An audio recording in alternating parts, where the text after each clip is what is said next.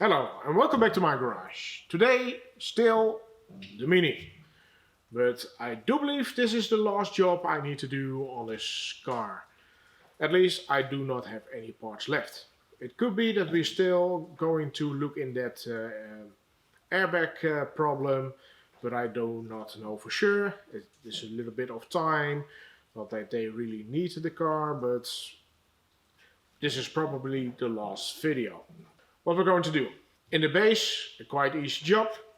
Just a lambda sensor, an O2 sensor we're going to replace. And if I can give you one advice, get the brand that is on the car.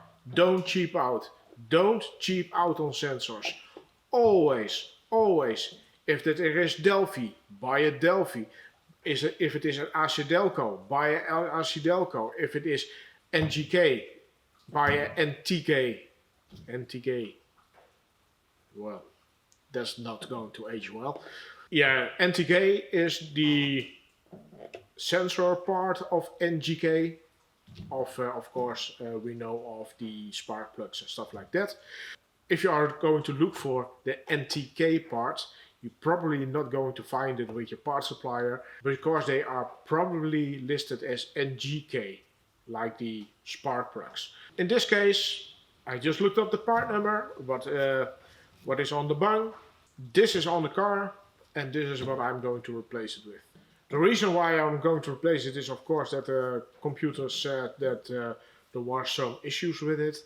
So that is, of course, number one. And number two is I could see that in the diagram that it wasn't switching fast enough. Of course, it doesn't help that my reader isn't as fast as I liked it to be, because you cannot see the fluctuation as good with a faster reader.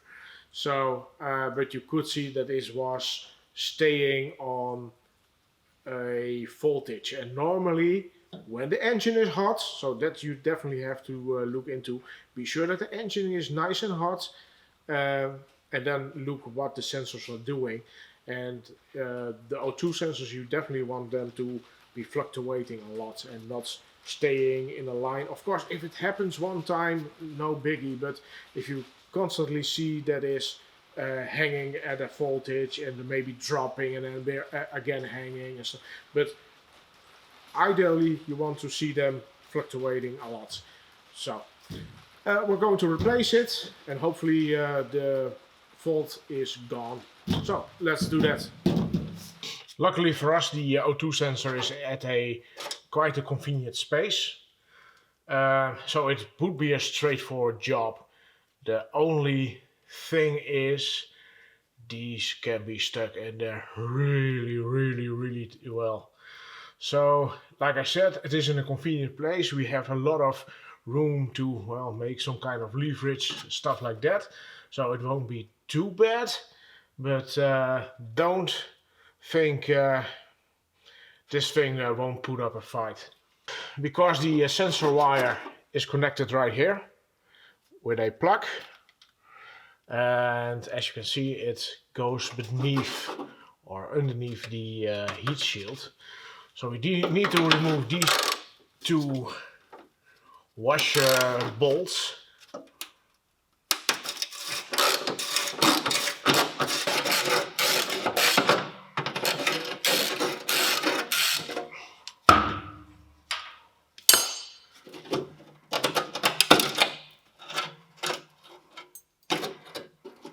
Never pull at the wires if you want to reuse something.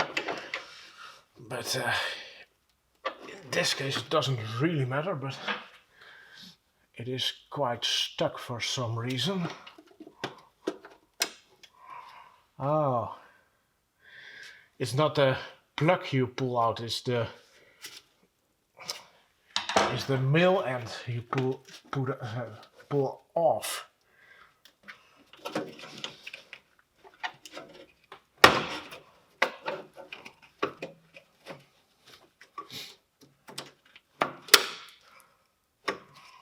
There is a small lip right here, and I do think we need to push it in, and then it will probably possibly release, and it does. There is a small lip there that you have to push aside, and then you can lift it off. Now here we have the sensor, and you have special sockets for them, but I am going to cut off this end. This is a 22. So what I'm going to do is just use a ring spanner and put it on there. But of course, like I said, I am going to cut the wire. Of course, I checked first if I got the right sensor, and I did.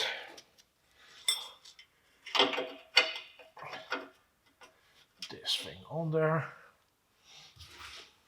Probably just torquing this thing off there is a bad idea. Of course, if you want to reuse the sensor, it's probably the better way to go. But then I would advise you to heat this bung up a little bit and then try to get it off. But like I said, we're not going to reuse this one. So what I'm going to do is just take it off with a hammer.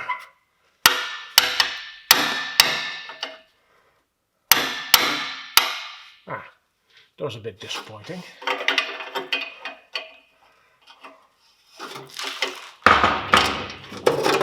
Oh well, I did put enough of a fight with that rubber thing, so this is a nice paste.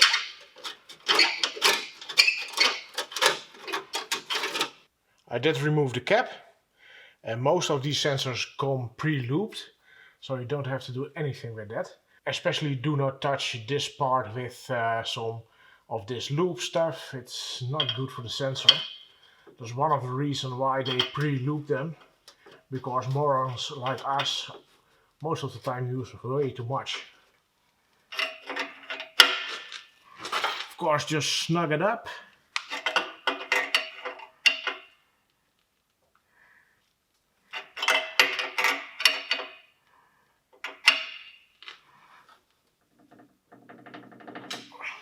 I'm going to put back that plastic holder piece first, so you don't have to remove that holder, but oh well.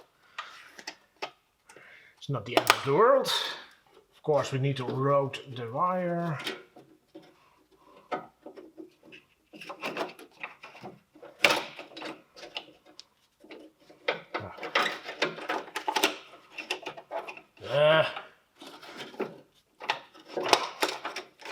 Now that thing is more in the way than anything, of course.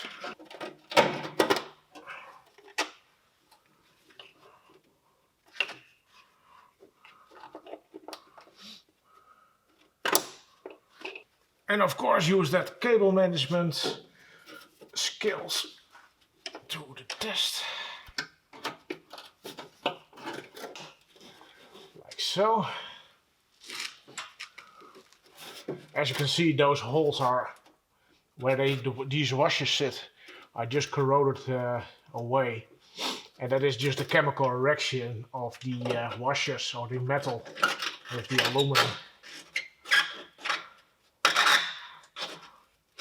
So maybe you need to get some bigger washers or something beneath it if they're really corroded to a point that they will not clamp anything anymore.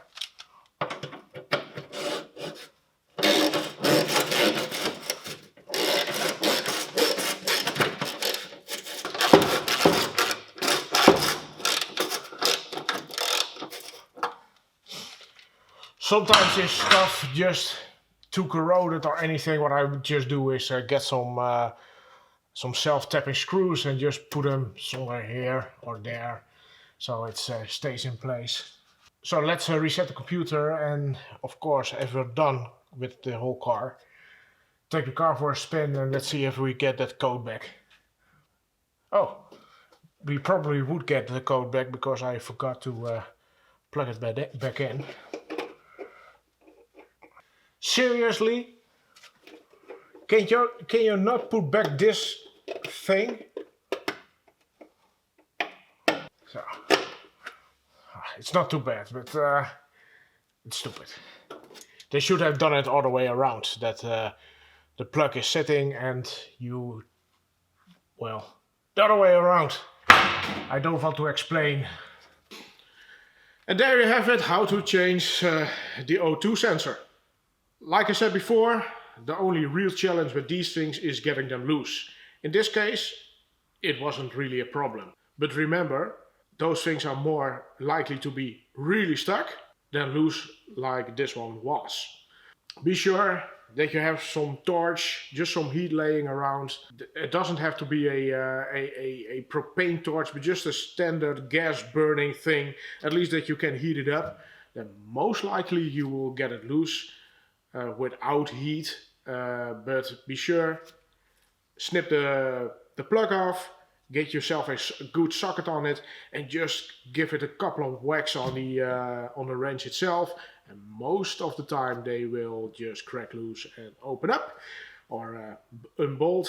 If that's not the case, some heat will definitely do the trick. Other than that, yeah, you have to route it around that heat shield thing. You don't have to remove that whole plastic thing because, well, I just didn't know how to unplug it. But other than that, it's not really a big challenge, except for getting this one loose. So yeah, that's it for today's video. Hopefully you enjoyed it, or at least learned something from it. And if you did, please give it a like. If you want to follow me around, you know what to do. And that one was miss. Bye.